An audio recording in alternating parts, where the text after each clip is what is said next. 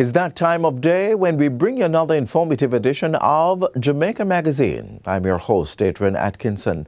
On the show, we have the Revenue Appeals Division taking you through the steps of how to make an appeal if you have concerns about your taxes, among other things.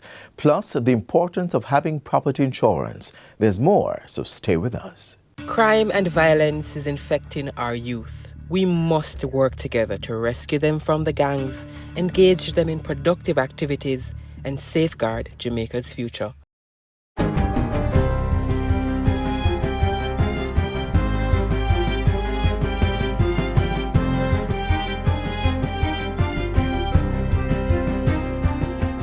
Good day, I'm Theodore Henry, and this is your JIS News for Thursday, November 28, 2024. Starting January 2, 2025, approximately 30,000 customers of the National Water Commission (NWC) will benefit from an amnesty on their outstanding bill payments. Minister with responsibility for water, Matthew Samuda, says the amnesty will run for 3 months. He was speaking at Wednesday's post-cabinet press briefing at Jamaica House. This will allow persons to reconnect legally and facilitate the transfer of titles where outstanding bills are a challenge. He says the pardon applies to customers whose water supply have been disconnected for 2 or more years, including pensioners and path beneficiaries. In addition, people who have been disconnected for 6 months and have made payment arrangements will get a 50% reduction. Minister Samuda says based on a needs assessment, these customers may get up to 1 year to make their payments. He asserts that this is for those who have suffered from major household leaks in the past. This is an expansion of an initiative that was undertaken by the National Water Commission over the last 12 months in Portmore, St. Catherine, in some of our quadrants where we had particularly high levels of NRW, where we went in and we've done our NRW work, but we still saw significant household usage and significant theft in some areas. We have seen where we're able to bring back thousands of customers which were disconnected through individual discussions. Mr. Samuda says the preliminary estimates for over 30,000 beneficiaries is expected to increase. The Heart NSTA Trust has launched a digital platform that will connect certified skilled professionals with individuals and businesses needing their service. The Skills on Demand portal, which is available on the Google Play Store, was unveiled on Wednesday at the weekly post-cabinet press briefing at Jamaica House. Managing Director Dr. Tanisha Ingleton says this is a significant milestone in the enhancement of employment opportunities and empowering skilled professionals in Jamaica. This app is not just another platform, it is a game changer for Jamaica. It puts people at the center, helping them to connect with work that matches their skills. Whether you are an electrician or a graphics designer, the app allows individuals to list their services and be discovered by employers and clients across the island. Dr. Ingleton explains that all service providers on the platform will be certified by the Heart NSTA Trust to ensure that the skills being offered meet the highest standards. She says 15 critical skills are currently being featured on the platform. These include air condition technician, graphics design, events planning, cosmetology, general construction, landscaping, plumbing, painting, and early childhood teaching. So these areas are not only, they do not only represent our current market demands, but they also highlight where professionals should focus their efforts in accelerating their careers. For those who have the practical skills but no formal training, Heart will help to get them formally certified, which will position them to be enlisted on the Skills on Demand app. The portal is being made available at a time when the government is reinforcing productivity as part of the economic growth strategy. The Jamaica Business Development Corporation, JBDC, is on track to achieve Food Safety System certification for its agro-processing incubator, serving micro, small, and medium-sized entities, MSMEs. Acting Chief Executive Officer of the JBDC, Harold Davis, says this will bolster the opportunities for micro and small businesses to export to Europe. Which is a big deal because by using the services of our incubator at IRC, the micro and small businesses will have an opportunity, have a visa almost, to enter into the European market with that FSSC facility. This, he stresses, will result in increased earnings for small businesses delivering agro-processed products. Mr. Davis also reveals that $32.3 million in agro-processed and other products have been facilitated at the JBDC's Incubator Resource Center since the start of the current fiscal year. This figure, which surpasses the $22 million recorded last year, is directly attributed to renovation undertaken at the facility in recent times. And finally, Jamaica has been selected to be the pilot for the International Labour Organization ILO Just Transition Project. The process will highlight the impacts of climate change on workers and implement inclusive strategies to protect and empower them.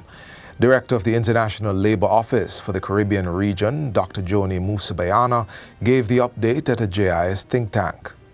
This project is therefore seeking to bring the impacts of climate change as they interact with the labor market. And in this regard, we have to see that when there is a Hurricane Beryl, it disrupts not just homes and families, but also the working world. And the project is then seeking to see how can we ameliorate the effects of the climate crisis on working people. Dr. Musabayana points out that the project will focus on 3 key areas. These include collaborating with national policymakers to embed climate considerations within labor market policies and identifying pathways for transitioning to a green economy without leaving any worker behind. The third area is to assess and propose social protection measures that can be implemented to minimize the adverse effects of climate change on vulnerable workers. And that's it for JIS News Today. I'm Theodore Henry. Thanks for watching.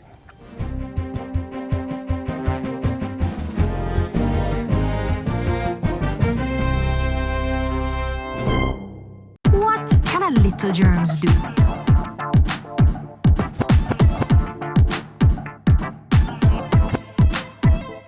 Pink eye running belly, even flu. Germs can make them happen to you.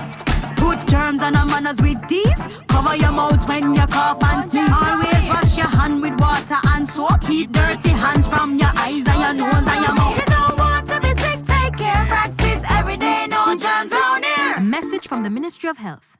On Finance Matters this week, we explain the function of the Revenue Appeals Division and how it facilitates queries or complaints by businesses or individuals in the filing of taxes. With the details is Commissioner Delary Staple-Chambers.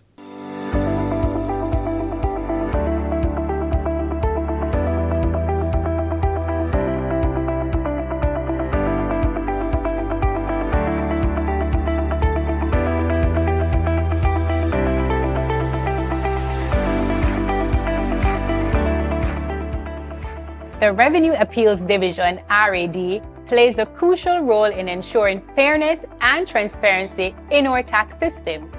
Whether you are an individual taxpayer or a business owner navigating tax obligations, the RAD is mandated to hear and conclude your appeals. Do you know the process for creating an appeal? Hi, I'm Shaquille Rochester Shorter and welcome to Finance Matters. Joining us today is Dr. Delary Staple-Chambers, Commissioner at the Revenue Appeals Division. Remember to like, share, and subscribe to our YouTube channel. Follow the Ministry of Finance on Facebook, Instagram, X, LinkedIn, TikTok, and now Threads to see all the episodes and highlights.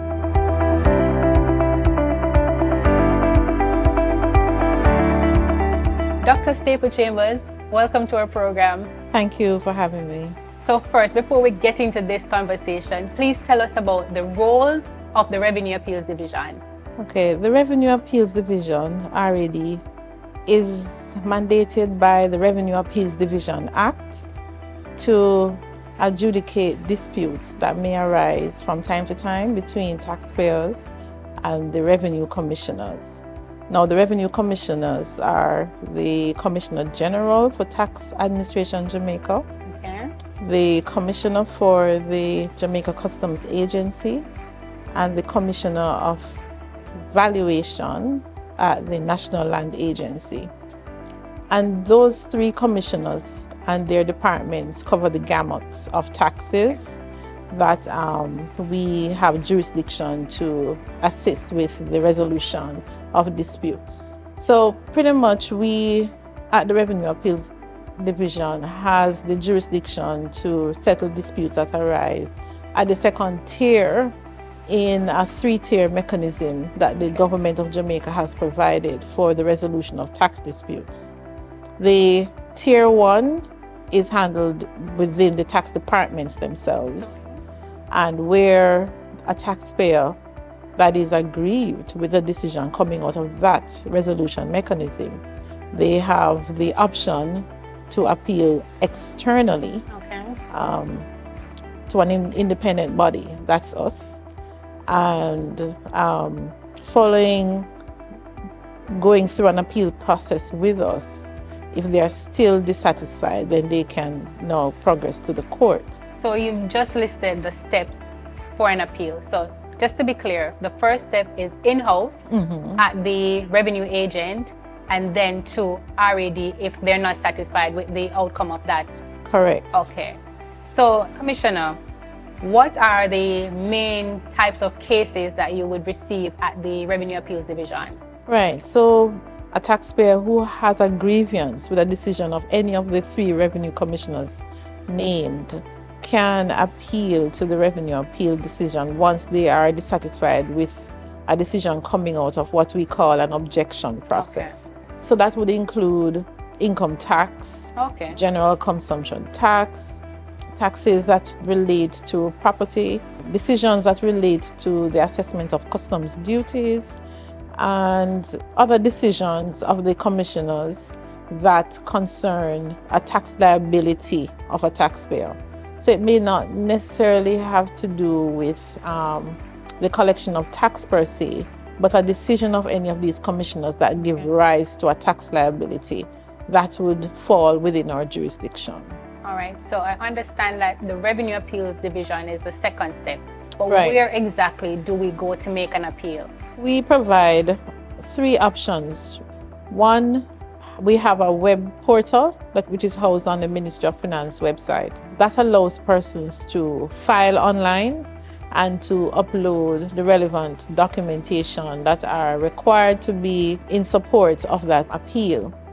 Outside of that, persons could complete the Revenue Appeals form, the RAO1 form, which is a gazetted form. Okay. And they could complete that. That could be accessed as well on the Ministry of Finance website. You could email that form in along with the documents that are required, and then you could also print the form and take it in physically. But the best and most economical way is via the portal, and we encourage persons to do that.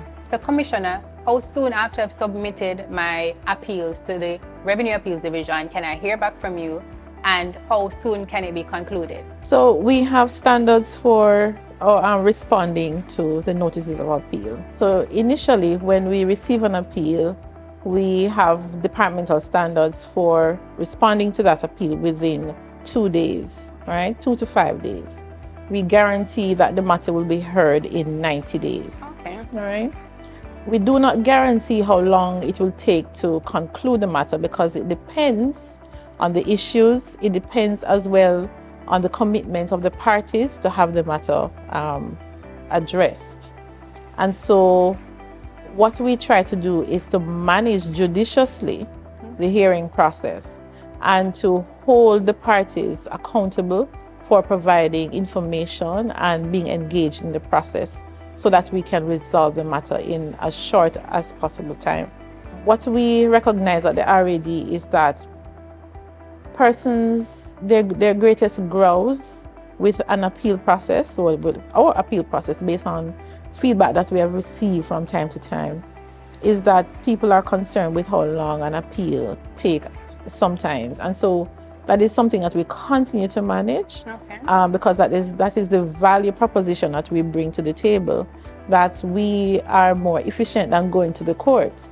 And so that is something that we continue to work on in ensuring that we bring efficiency to the dispute resolution process so that people can get on with their lives. Yes, but what I'm hearing, you're saying that people have to be accessible. They have to be forthcoming with the information so the process can move along speedily. Exactly. The RAD cannot defend your appeal for you. Yes. So you have to come to the table being prepared to defend the claim that you're making. If you are saying that the commissioner erred in raising the assessment, then you need to be prepared to point out or to prove that that claim is so. So the longer you take to bring the information in, to bring the evidence, or to provide the responses that we require to make a judgment, then the longer it's going to take for the case to be resolved.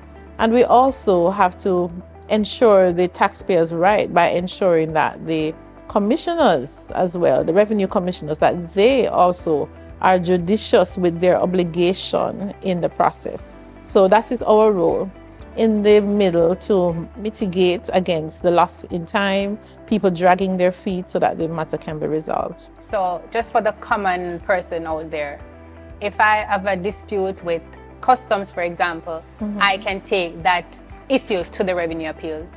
Right. So we hear several decisions coming out of the Jamaica Customs Agency. We deal with valuation disputes. So say, for instance, someone imported an item and the customs reject the declared value and assess their own value of the item and the person is not satisfied. Having gone through the internal review process at customs and they are still aggrieved with the decision, then they can file an appeal to us for us to look into that. We also look at disputes as it relates to the classification of items which determine the rate of duty that is applied, as well as whether any preferential treatment can be given to those imports. Okay.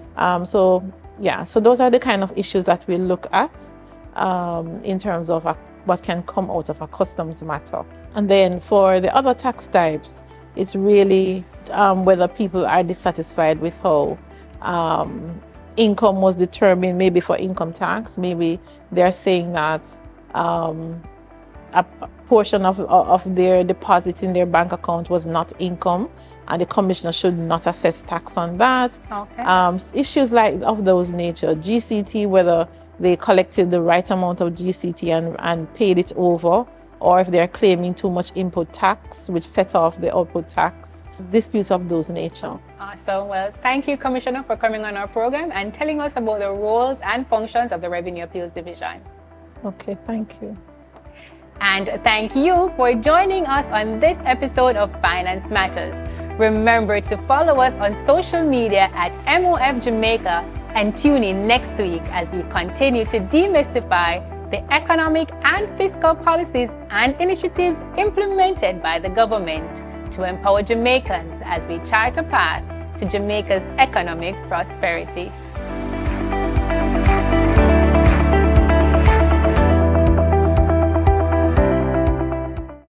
As a nurse, my heart bleed for see the accident victims. Worse when blood and oxygen short. Ease the burden on our hospitals, no man. Please, me I beg you no. Drive safe on the road. We know you want better roads in your towns and communities. That is why through the SPARK program, your government is allocating over $40 billion over 2 years to fix your community and rural roads. $20 billion will go towards fixing smaller roads in every area, with $150 million allocated per area. The remaining funds will be distributed based on road length and condition, ensuring areas with greater need receive more assistance. Your government is caring for you. The proceeding was brought to you by the Office of the Prime Minister.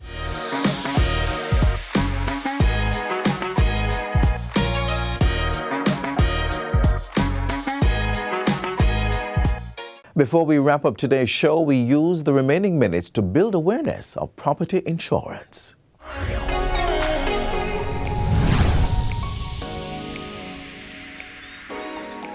Welcome to Get the Facts, the show that gives you information on the topics that add value to your life. Now, this isn't something a lot of us think about when it comes to our budgets and day-to-day spending, but if you are now or you plan to become a homeowner or the owner of any property, it is something that you want to think about doing, if you haven't already. We're talking about property insurance and why you may find it useful. With us today to discuss this matter is Maureen Moss-Ferguson, Regional Sales Manager at Advantage General Insurance Company Limited. Mrs. Moss-Ferguson, welcome. Thank you for having me. Absolutely. Let's jump right into it. Let's start with definitions. What is property insurance? So you know that insurance in itself, it's a risk transfer mechanism. We're transferring the risk to who? The company, of course. All right, So you transferred it to me. Great. Right. So by doing so, you want to ensure that, one, it protects you against any eventualities, all the acts of God, and so it also gives you that peace of mind.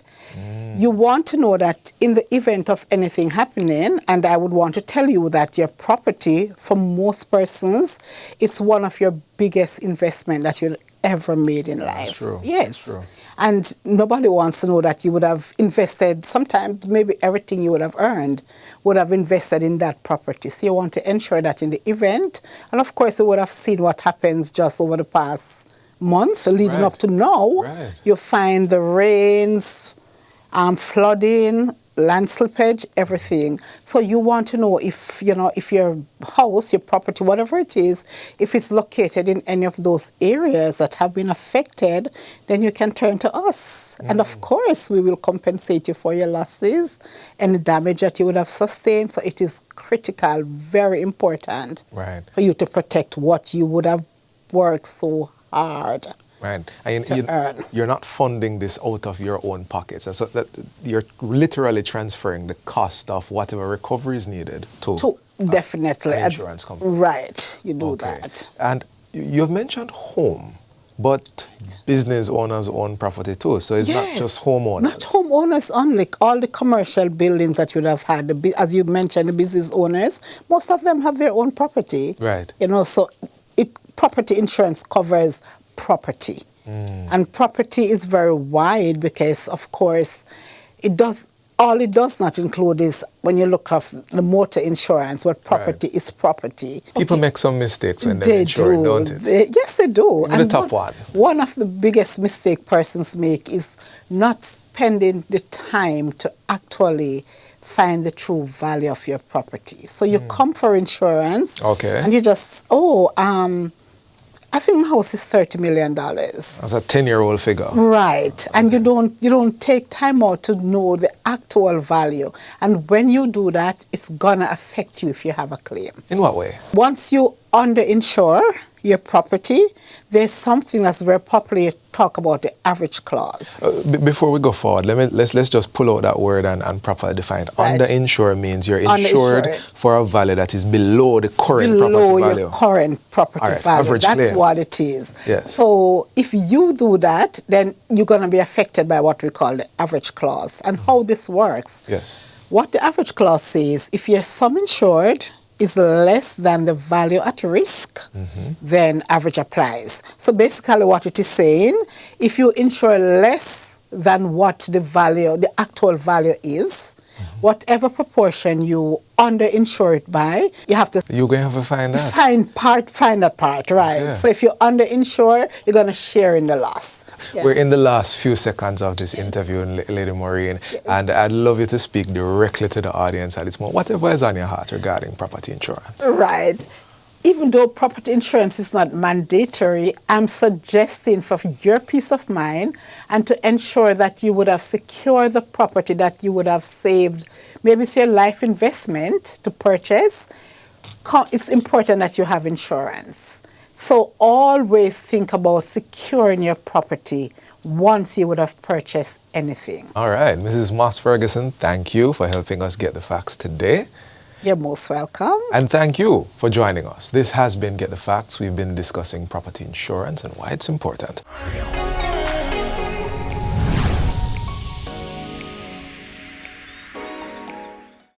Our pensioners are our society's backbone, and we want to make sure they are cared for. That is why the annual pension exemption and age relief exemption has been increased to $250,000 each. You have worked hard for your country, and we want you to have a little more peace of mind in retirement. Your government is caring for you. The proceeding was brought to you by the Office of the Prime Minister. Young Jamaicans up to 35, your government will reserve up to 10% of NHT housing solutions over the next 5 years just for you with 100% financing up to 15 million Jamaican dollars. This is how we are empowering and breaking the cycle of poverty meaningfully. Your government is caring for you. The proceeding was brought to you by the Office of the Prime Minister.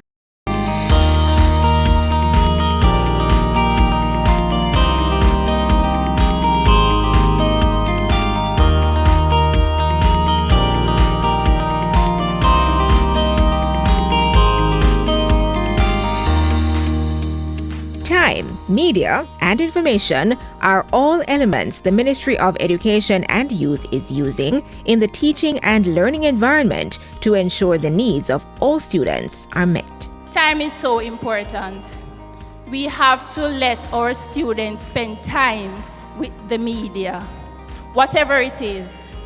So we have to present the information in different medias and then give them the opportunities to spend time with the information. So don't feel you're overloading them. Give them the information. Don't let it be that they are in need of some information or content and it's not available. You did not expose them to it.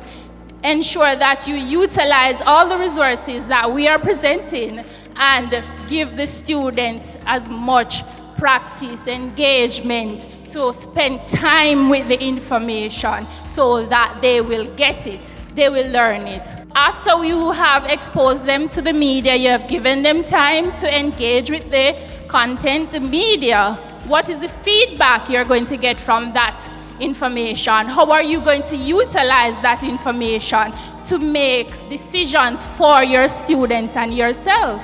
There are the students that you can just give them the media and they will get it in whatever form you give it to them. So, knowing that difference in your students, you are now better able to support the ones that you need to pay extra attention to. First, we want to look at our Google Workspace. It provides you with tools for collaborating class, and some of those tools are their Classroom, your Google Classroom, your Google Docs, your Google Sheets, slides, and it also helps you to communicate.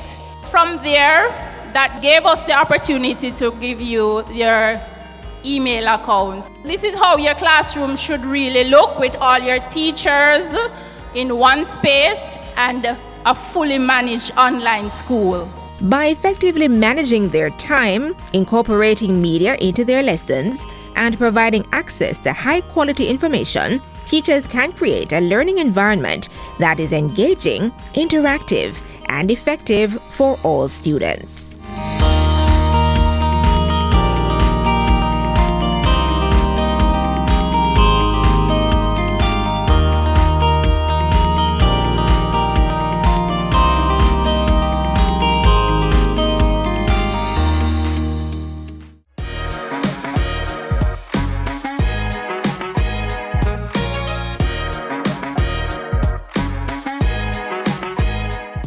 This is where our journey ends, but only for today. Do join us again tomorrow when we'll bring another informative program. In the meantime, stay connected via our website, gis.gov.jm. And while you're online, send your feedback to Jamaica Magazine at gis.gov.jm or via X at JIS News. You may also find us on all the major social media platforms and through our mobile app that's Android and iOS compatible. On behalf of the entire production team, I'm Adrian Atkinson. Do take care.